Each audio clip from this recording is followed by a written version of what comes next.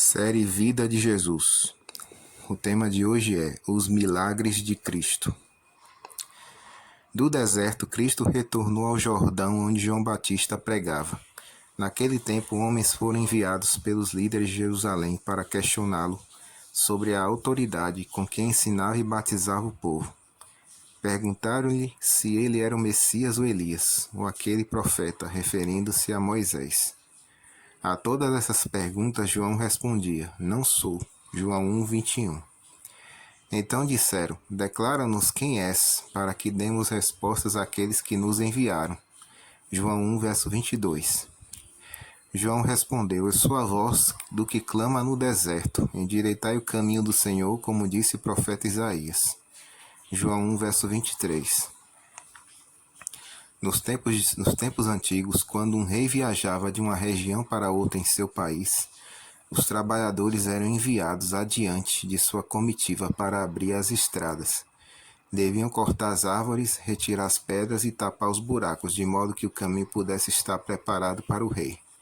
Assim, quando Jesus, o rei da corte celestial, estava para vir, João Batista foi enviado a preparar o caminho, anunciando-o ao povo e convidando ao arrependimento de seus pecados. Enquanto João respondia aos mensageiros de Jerusalém, ele viu Jesus em pé à margem do rio. Com o rosto radiante, apontou para ele e disse, no meio de vós está quem vós não conheceis, o qual vem após mim, do qual não sou digno de desatar-lhe as correias das sandálias. João 1:26 e 27. O povo ficou grandemente comovido. O Messias estava entre eles. Olhavam ao redor ansiosamente para encontrar aquele de quem João falava. Mas Jesus se misturou à multidão e não puderam vê-lo. No dia seguinte, João viu Jesus outra vez, e apontando para ele, exclamou, eis o Cordeiro de Deus que tira o pecado do mundo. João 1:29. Então João falou a respeito do sinal que vira por ocasião do batismo de Cristo. Vi o Espírito descer do céu como pomba e pousar sobre ele, pois eu de fato vi e tenho testificado que ele é o Filho de Deus. João 1:32 e 34. Com temor e admiração, os ouvintes olharam para Jesus, então questionaram a si mesmos, é este o Cristo? Perceberam que Jesus não ostentava nenhuma aparência de riqueza ou grandeza. Suas vestes eram modestas e simples, tais como o povo pobre usava. Em seu rosto pálido e cansado havia algo que comovia os corações. Sua fisionomia mostrava dignidade e poder. Seu olhar e cada traço do semblante falavam da compaixão divina e de um amor inexprimível. Mas os mensageiros de Jerusalém não se sentiram atraídos pelo Salvador. João não dissera o que eles desejavam ouvir. Esperavam o Messias como um grande conquistador. Viram que essa não era a missão de Jesus, e em seu desapontamento afastaram-se dele.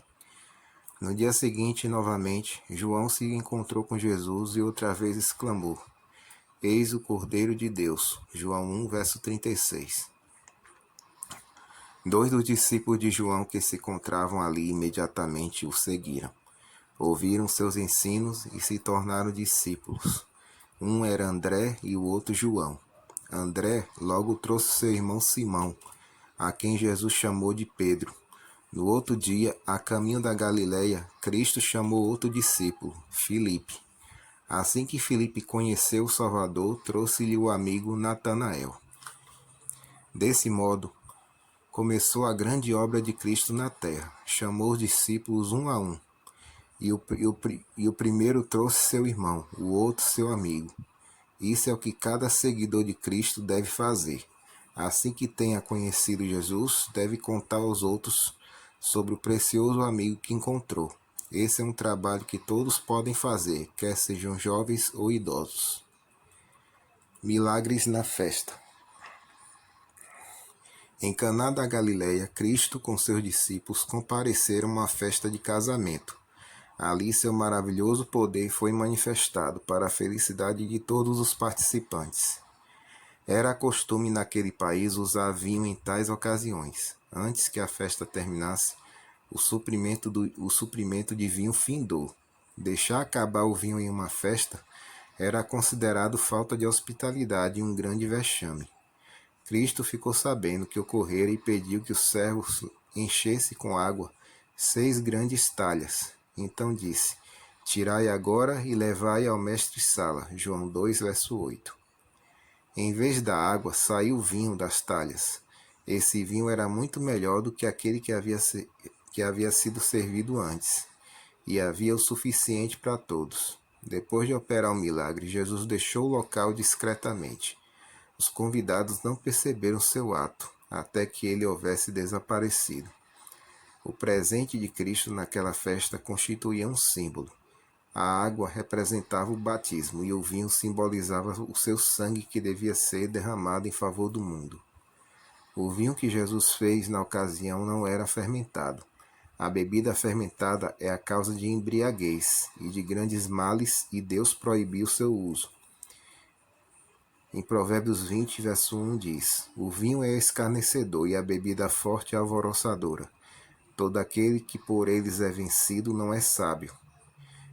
Provérbios 23, verso 32. Pois ao cabo morderá como a cobra e picará como um basilisco. O vinho usado na festa era o puro e suave suco da uva. Era o que o profeta Isaías chama de o mosto, que se acha no cacho de uva, e acerca do qual diz que há bênção nele. Isaías 65, verso 8. A presença de Cristo numa festa de casamento demonstrou que ele aprovava a associação de pessoas em uma reunião agradável. Ele apreciava ver o povo feliz. Com frequência visitava as pessoas nos lares, procurando fazê-los esquecer de seus problemas e preocupações e pensar na bondade e no amor de Deus. Onde quer que estivesse, Cristo sempre se empenhava em dar assistência. Onde quer que houvesse um coração aberto para receber a mensagem divina, ele revelava a verdade que conduzia à salvação. Água para o sedento. Um dia, quando passava por Samaria, sentou-se à beira de um poço para descansar. Quando uma mulher veio para retirar água, pediu-lhe que lhe desse de beber. A mulher se surpreendeu, pois sabia quanto os judeus odiavam os samaritanos. Mas Cristo lhe disse que se ela quisesse, ele lhe daria a água viva. A essa declaração ela se surpreendeu mais ainda. Então Jesus disse à mulher: Quem beber desta água tornará a ter sede. Aquele, porém, que beber da água que eu lhe der, nunca mais terá sede. Pelo contrário, a água que eu lhe der será nele uma fonte a jorrar para a vida eterna. João 4, versos 13 e 14. A água viva simboliza o Espírito Santo. Como o viajante sedento necessita de água para beber, assim precisamos do Espírito de Deus em nosso coração. Aquele que beber dessa água jamais terá sede. O Espírito Santo traz o amor de Deus ao nosso coração. Ele satisfaz nossos anseios de modo que as riquezas, honras e prazeres do mundo não nos atraiam. Tal é a nossa alegria que desejamos que os outros também a tenham. Em nós será como uma fonte de água que flui em bênçãos ao nosso redor. Todo aquele em quem habitar o Espírito de Deus viverá para sempre com Cristo em seu reino. Sua recepção no coração pela fé é o começo da vida eterna. Cristo disse à mulher que ela poderia ter essa preciosa bênção e tão somente lhe pedisse. Do mesmo modo, ele também a concederá. A samaritana havia transgredido os mandamentos de Deus e Cristo lhe mostrou que ele conhecia os pecados de sua vida, mas também lhe mostrou que era seu amigo, que a amava e dela se compadecia, e que se ela renunciasse a seus pecados, Deus a receberia como filha. Que felicidade para ela ouvir palavras tão boas! Em sua euforia, correu para a cidade próxima e chamou as pessoas para que viessem ver Jesus. Assim eles se achegaram ao poço e pediram a Jesus que ficasse com eles. Ali ele permaneceu 2 dias, ensinando-lhes, e muitos ouviram suas palavras, crendo nele como seu Salvador. Enganados pela aparência. Durante seu ministério, Jesus visitou 2 vezes seu antigo lar em Nazaré. Em sua primeira visita foi à sinagoga em um sábado. Ali ele leu a profecia de Isaías sobre a obra do Messias, como ele devia pregar as boas novas aos pobres e confortar os abatidos, dar visão aos cegos e curar os enfermos. Então disse às pessoas que tudo aquilo havia se cumprido naquele dia. Esse era o trabalho que ele mesmo estava fazendo. Ao ouvir essas palavras, os ouvintes se encheram de alegria, ficaram convencidos de que Jesus era o Salvador prometido. Seus corações foram tocados pelo entusiasmo e eles responderam com améns fervorosos e louvores a Deus. Então recordaram como Jesus havia vivido entre eles como um carpinteiro. Com frequência viam-no na oficina com José, e embora em toda a sua vida houvesse praticado atos de bondade e misericórdia, eles não creram que Jesus era o Messias. Dando lugar a pensamentos como esses, abriram o caminho para Satanás controlar sua mente, e então se iraram contra o Salvador, clamaram contra ele e decidiram tirar-lhe a vida. Empurraram-no para diante, dispostos a lançá-lo de um penhasco. Mas os santos anjos estavam próximos para proteger Jesus. Passando despercebido pela multidão, desapareceu.